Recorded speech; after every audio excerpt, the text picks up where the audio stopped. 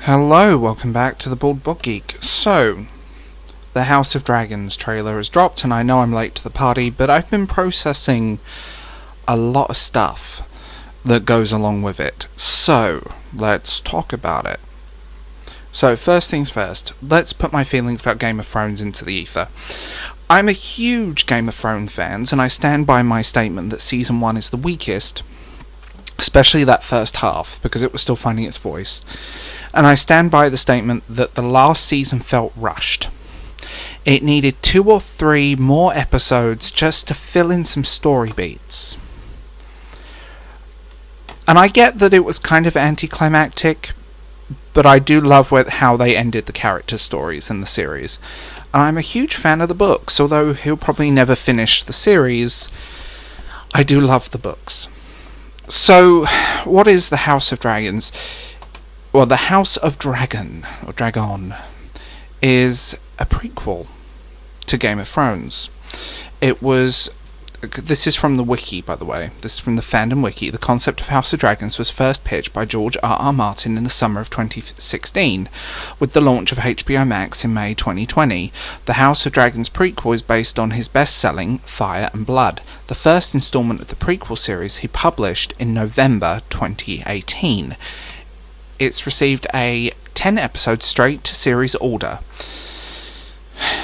So, let's talk about it. So, I think it'll be interesting, because I've read that book. That's a really good book, by the way. Read it, Fire and Blood. On the other side of it, I'm going to put this one out there. George R. R. Martin does get compared to Tolkien a lot, and they're so different. Yes, they're high fantasy, but Tolkien is the romantic fantasy, good versus evil, elves and hobbits, and it's a romantic fantasy, where George R. R. Martin's work is more historical fiction fantasy, if that makes sense. It's more about the socioeconomics, the politics, and what's happening in the Westeros and the surrounding things. No one is good or evil, but everyone is a shade of grey. So they're very different, and before everyone comes at me, this is a thing. This is a thing, and I'm a huge Tolkien geek, if you know me. They're very different, and I don't think you can compare them. Feelings. I have concerns that this is going to be the typical, we must put diversity and representation above, and politics, and real-world politics, I should say, not in-universe, above character development, writing, and that's it. There's a lot of focus on it needs to have a message and it needs to represent now. No, it doesn't. So, and I know that's controversial. I really do. I know. It's terrifying to make controversial statements, isn't it? That, oh my god, a TV show has to have writing, character development? My god. Shocking. I watched the trailer. I'm not including the trailer in this video because copyright is fun. I love the fact we're going to get a prequel, House Targaryen. We're going to get a lot more into that, and that will be cool. I think I want to know more about them. I want to know this history, and I want to know more of this world. There is just some concerns. Like I said, what direction are they going to take this in? How are they going to play this? I mean, it obviously is going to be a big budget series, but how will they do it? How will they deal with these characters? Will it contradict? Will there be plot holes? I'm kind of hopeful because George R. R. Martin is acting as executive producer, but how is that in name only, or is that in actual creative control? That's a concern. I do love the title. It comes from a passage from Game of Thrones Chapter 3, so I do love that. And I love that little callback to it. And it'll be interesting what the world of Game of Thrones was like nearly 200 years before the events of Game of Thrones. Over 2 centuries before, give or take. I want to know the history and I want to know more about this world. I'm wondering how close it's going to be to the book. That is a thing that does worry me. I wonder how much they're going to pull out of the book and put in. I wonder how much is going to be original. That again concerns me, because a lot of companies are now buying the rights to things and just stripping them and doing it in name only. For example, the Rings of Power, which is basically an in name only adaptation of Tolkien's work rather than a direct adaptation. And then the same for that it's already looking god-awful Interview with a Vampire thing on AMC. I do wonder how they're going to play this, and I wonder how they're going to deal with this. I hope they bring in a lot of the...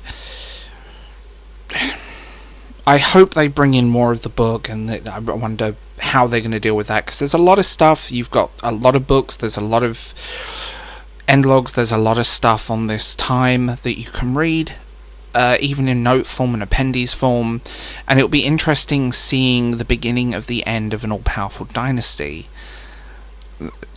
that were the Seven Kings of Westeros, because I think that would just be fascinating. I think that would be absolutely brilliantly done. I hope they don't rush it.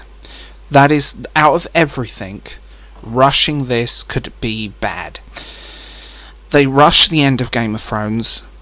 Again, like I said at the start, it needed more episodes, it needed more fleshing out, it needed more character development rather than just, this is what's happening. And I feel like they just wanted to get the series done, and I feel like what the rumour of the series would have been better. And I've said that many, many, many times. The rumour of Game of Thrones, the last season, was actually going to be a series of mini-movies, like 2-hour episodes, like 4 or 5 of them. But the fact that it was only 6 episodes, I think, it was like 6 episodes, it was just not enough, and it felt very short, 6 hours. And I feel like either combining them into a series of like several 2-hour episodes, you could easily spend a lot more time developing these characters, and I did love where they ended a lot of these characters. But I do, again, will they rush this? Will it just be dead on arrival? That's also a thing. And I always say this, as I think TV is designed to appeal to lowest common denominator, and that's not an insult.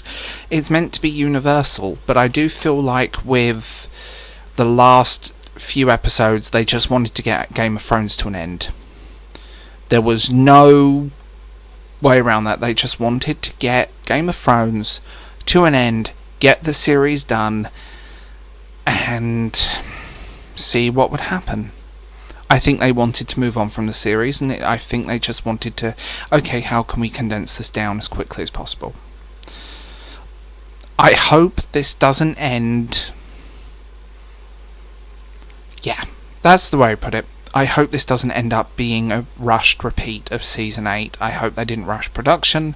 I hope we actually get more time with these characters. And I hope, and I've said this many, many times, that Game of Thrones, when it was amazing, it was amazing. When it was weak, it was weak. There's like definitely some weaker episodes, and the Ed Sheeran cameo was just weird. I just hope we don't fall into that trap of rushed production and just wanting to get it to the end. And that's my biggest fear out of all of it.